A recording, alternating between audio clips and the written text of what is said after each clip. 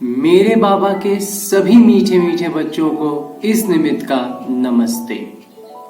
आज की मुरली से बाबा ने जो मोतियां लुटाई हैं उसे सभी मीठे मीठे बच्चों ने अपने संस्कार अनुसार, अपने स्वस्थिति और परिस्थिति अनुसार मोतियां तो चुन ली है ना। चलिए अब आगे अपने पुरुषार्थ को तीव्र करने के लिए, तीव्र पुरुषार्थी बनने के लिए और बुद्धि रूपी कलश को ज्ञान रूपी माखन से भरने के लिए शुरू करते हैं मुरली का मंथन।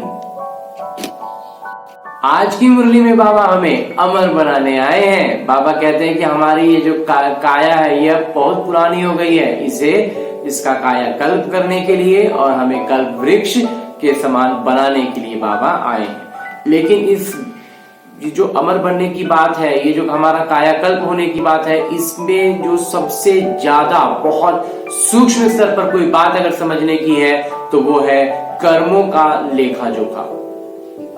बाबा आज इसको बहुत सूक्ष्मता से समझा रहे हैं कि हम कैसे सभी कलाकार जो है, ये एक नाटक मंच है और उस पर सभी कलाकार अपनी अपनी किरदार निभा रहे हैं, लेकिन इन किरदारों में जो हमें बहुत सूक्ष्म स्तर पर समझने की जरूरत है। बाबा कहते हैं कल पहले जिसने जो कर्म किया था वैसे ही वो कर रहे हैं इसमें। लेकिन बाबा साथ में ये भी कहते हैं कि ये समझने की बात है, तो इसमें समझने की जो सूक्ष्म स्तर पर बात है वो इस निमित्त को ऐसा मंथन से स्पष्ट होता है कि जो भी किरदार है वो किरदार में कौन सी आत्मा सटीक बैठ रही है, ये हर कल्प में हम उसको मतलब उसके लिए एक पुरुषार्थ अनुसार उसे एक मौका दिया जाता है। जैसे हर किसी के जैसे जीवन में कुछ ना कुछ तो, जिसको लौकिक भाषा में कहें तो दुख है, और अगर इस आध्यात्म की भाषा में कहें तो वो परीक्षाएं हैं। तो उन परीक्षाओं को वो उत्तीर्ण करना है। तो लौकिक जो हमारे जो स्कूल में हम लोग जो पढ़ाई पढ़ते हैं उसमें हम क्या देखते हैं कि एग्जाम में पास होना है। एक होता है जो 40 नंबर 100 में से 40 नंबर ला करके भी वो पास कहर हो जाता है, और एक होता है जो 90 से अधिक नंबर लाता है, 95 98 नंबर लाता है। तो वो जो अंक लाने वाले बच्चे हैं, जो 98 लाए वो भी पास है, और जो 40 अंक लाए वो भी पास है।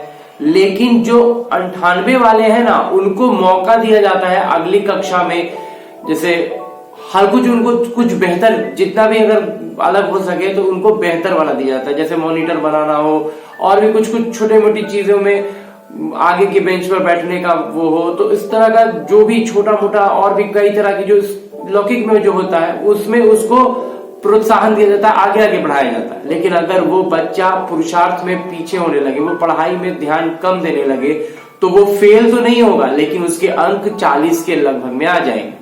लेकिन वही कोई बच्चा जो पीछे बैठ रहा है, वहां से ही अगर उसकी पुरुषार्थ में तीव्रता आ गई, उससे पढ़ने में मन लगने लग गया, और वो पीछे बैठे बैठे ही टीचर को रिस्पॉन्स करने लग गया, टीचर से उसका मतलब कोई भी सवाल पूछने पर वो जल्दी जल्दी जवाब दे रहा है, और जो आगे बेंच पर बैठा है जिसने पिछली कक्षा में अधिक अंक लाए थे वो इस बार डल हो जा रहा है, वो नीचे चला है, उसकी पुरुषार्थ धीमी पड़ रही है, तो वो पीछे वाला बच्चा है तो उसी कक्षा का ना, तो वो आगे अब नेक्स्ट अगली परीक्षा के बाद वो ज्यादा अंकों से पास होगा। तो हमें सिर्फ परीक्षा उत्तीर्ण नहीं करनी है, जीवन में आई समस्याओं को किसी तरह पार नहीं कर लेना है, खुशी खुशी उमंग और उत्साह में रूहानी नशे में रह करके उसे पार करना है। एकदम से बिल्कुल उसका प्रभाव अपने ऊपर नहीं आते हुए, जितनी ज्यादा हम आत्म अनुभूति में रहते हुए अपने जीवन की हर समस्याओं से, हर परीक्षाओं को हम बहुत सहजता से पास अंक मतलब उत्तीर्ण होते चले जाएंगे। हमारे अंक उतने अधिक होंगे, और जितना अंक अधिक होगा उतना ज्यादा हर बात में बाबा की तरफ से भी प्रोत्साहन मिलेगा। तो जो लौकिक शिक्षा में हम देखते हैं ना, बिल्कुल वैसा ही कुछ कुछ हम इस यहाँ पर समझ सकते हैं बातों को। इसलिए ये भरोसे में बैठा कि हम तो टॉप आने वाले हैं, हम तो फर्स्ट आने वाले हैं, तो आपके सिर्फ पहले के फर्स्ट आते रहने से कोई खास फर्क नहीं पड़ेगा। पुरुषार्थ तो अभी भी करना पड़ेगा, और अच्छा पुरुषार्थ करना पड़ेगा, क्योंकि सभी बच्चे अपने अपने स्तर पर सब पुरुषार्थ कर रहे हैं, तो जिनको जो आदत बनी हुई है तो लगभग वो वैसा ही करते हैं, लेकिन कोई जरा सा पीछे हुआ और दूसरा आगे आ सकता है। तो इस बात को हम लोग बहुत अच्छे से और बहुत खुशी खुशी इसको समझेंगे और अपने पुरुषार्थ पर ध्यान देंगे, दूसरे क्या कर रहे हैं उसके पीछे लगेंगे नहीं। खाली कोई जो बाबा कहते हैं अपना कर्तव्य करना है कि कोई छूट रहा हो, किसी का ज्ञान छूट रहा हो, तो इन सब पर हमें उन्हें याद पढ़ाना है, लेकिन उसके पीछे लग नहीं जाना है कि अब अपना छोड़ दिए पुरुषार्थ और दूसरों के पीछे लग गए, तो वो फिर काम नहीं आएगा। और इसके अलावा बाबा एक जो बात कहते हैं कि जितना भी लौकिक में हम देखते हैं कि बहुत सारे जो बच्चे हैं जो ज्ञान में भी कच्चे हैं, मतलब बढ़िया से ज्ञान की स्पष्टता नहीं आई है, उन बच्चों के साथ सबसे बड़ी समस्या क्या होती है, वो हर बात में मूंझते हैं, हर मुरली की बहुत सारी बातों में उनको नहीं समझ में आने लगता, ऊपर जाने लगता है। लेकिन इतना ध्यान रखिए कि आप कितने भी नए हो, लेकिन नई मुरली पूरी मुरली सुनेंगे उसमें कोई ना कोई एक बात जरूर ऐसी मिलेगी जो लगेगा कि ये तो सिर्फ मेरे लिए कहा गया है, बाबा ने मुझे कहा है। तो अभी शुरुआती दौर में सिर्फ अभी उस एक बात को ही पकड़नी है, उसी की खुशी में रहना है, उसी के नशे में रहना है, उसी को समझना है, उसी का मंथन करना है। धीरे धीरे सुनते जाएंगे, समझते जाएंगे, तो मंथन करते जाएंगे, तो और भी जो बातें अभी समझ में नहीं आ रही हैं, कुछ समय में वो समझ में आने लगेंगी। बाबा ने आज मुरली में ये बात भी कही है कि जो बच्चे पहले कहते थे कि आपकी मुरली पहले कुछ और थी और अब बहुत अच्छी लगती है, बहुत मीठी लगती है, क्योंकि ज्ञान धीरे धीरे समझ में आने लगता है, बातें स्पष्ट होने लगती हैं।